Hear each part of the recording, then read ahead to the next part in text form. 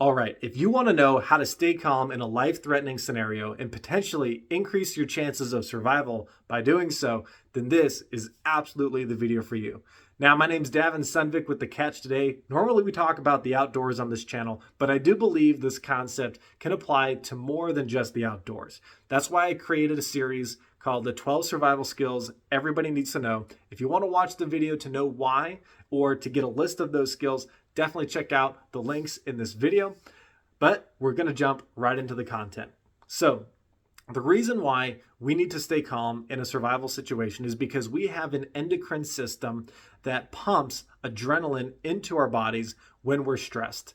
And this stress can be experienced in times that are non-life threatening and times that are life threatening. And things in situations that bring a life threatening response to our bodies pump that up to the max. I mean, it really is truly maxed out to a level that most people very rarely experience in their lives. And when that happens, they tend to do one of three things. They tend to freeze, which just means that they lock up, they panic, and they don't do anything.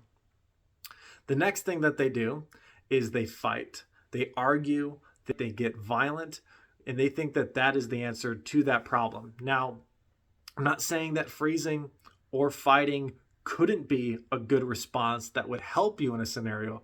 I'm just saying that it's usually the default. And sometimes by picking one of these things, when we're not thinking clearly and calmly, we tend to make the wrong decision. The third thing is to flee, and to essentially run away from the problem. Now, that does work sometimes because our endurance is at a much higher level when we are in a survival scenario. However, we may not be running in the right direction if we're not in a calm state of mind, if we're not thinking clearly. So we can use this system to our advantage, or the system can actually be used to our demise to get us into problems that are more urgent than the current problem that we're in. And so that's what I want to emphasize with thinking clearly in a survival scenario, is you're making decisions that give you more time. And then with that more time, you make better decisions that give you more time. And then with that, I think you get the point, right? You're on a cycle of improving the scenario that you are currently in. Instead of trying to do something that is going to rapidly stop the scenario that you're in, but by doing so and by failing at that rapid stop to the scenario that you're in, you're actually in a much worse situation, because desperation can actually lead to more desperation. So I'll give you a little bit of an example. If you are fishing on a boat and you fall into cold water, that probably won't instantly kill you, but drowning is the immediate threat. So if you're flailing around and gasping for air, right, because you want air because that's what the body needs, it doesn't necessarily mean that you're going to have air longer than being calm and saying, hey, look, I've got 90 seconds before I'm going to pass out here. So let me think, am I in shallow water or am I in deep water? Can I reach the boat or am I turned around? Because if you start swimming because it's dark and cold and you're swimming deeper into the water, that's not going to help you as much as trying to reach the surface. Also, humans naturally float. So if you're calm, cool, and collected, and you already have a little bit of air in your lungs, you can actually just float to the surface, lift your head up, and breathe like a normal human being. Now, the next danger is cold. Obviously, the cold will kill you eventually, but it won't kill you as fast as drowning will. So it'll give you more time to then exit the boat.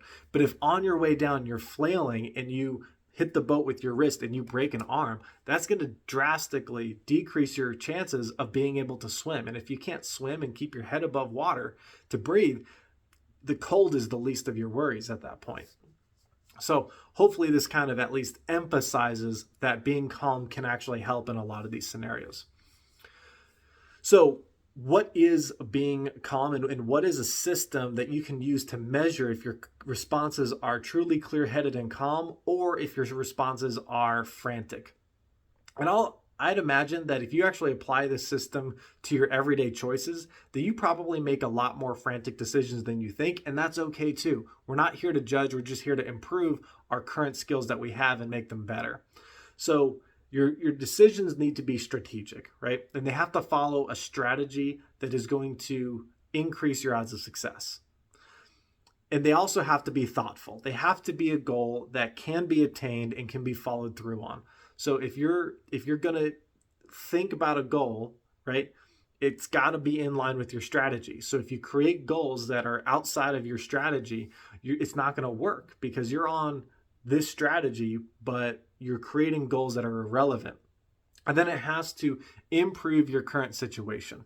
Oftentimes we make decisions to try to prevent a situation from getting worse, which can help, but we're always thinking about worse instead of this is the current situation that we're in. What strategy, goal, right, is going to increase the current situation, right? Increase the level of the current situation, increase the comfort, increase the ability to survive, just making the situation better. And a lot of people don't have that positive mindset when they're in a survival or a life-threatening scenario. And it's hard. It's really, really hard. That's why you have to practice it. Now, I'm not saying go looking for trouble or go get yourself in life-threatening scenarios all the time. Now, if you're a first responder, you might have to do this because of your job. However, if you're a normal person who doesn't have a job where they're constantly dealing with life-threatening scenarios, you can still practice this. Next time you're in an argument and you see that it's getting a little bit heated, you can actually practice by just saying, hey, look, do I care about this person more about being right? And by doing that, you can take a step back, you can take a breath, and you can say, you know what? I might not agree with them, but I don't have to agree with them today. So instead, what I'm going to do is I'm going to say something that makes them feel better by not lying to them, but by actually just saying, hey, I see you're frustrated, I see you're heated, whatever, blah, blah, blah. You do something that's going to calm the situation down, and you talk about it another day. Another thing that you can do is you can join something like a sport, or you can do martial arts, or you can do something that builds discipline. And if you are in a fight, that is a controlled situation in a martial arts setting where you have referees, you've got, hopefully people with medical capabilities on hand, or a generically closed environment where there's safety systems in place, but you still experience all the stress that you normally would in a survival scenario. So you're actually practicing doing something that's going to build a survival skill. Now, I don't claim to be a martial artist here. However, I am saying that there are things that you can do in a safe manner that will help prevent you from being frantic in a situation that could have been handled much more calmly. So I hope you got a lot out of this video. We're going to have other survival skills that are going to be a lot more demonstrative. Obviously, staying calm is more of a mindset type of a video, and so that's why talking head was a little bit more appropriate for this, but we still do want your comments down below. So definitely leave me your comments and your feedback. We are going to use them in the rest of this series. Give this video a like, and thank you for watching.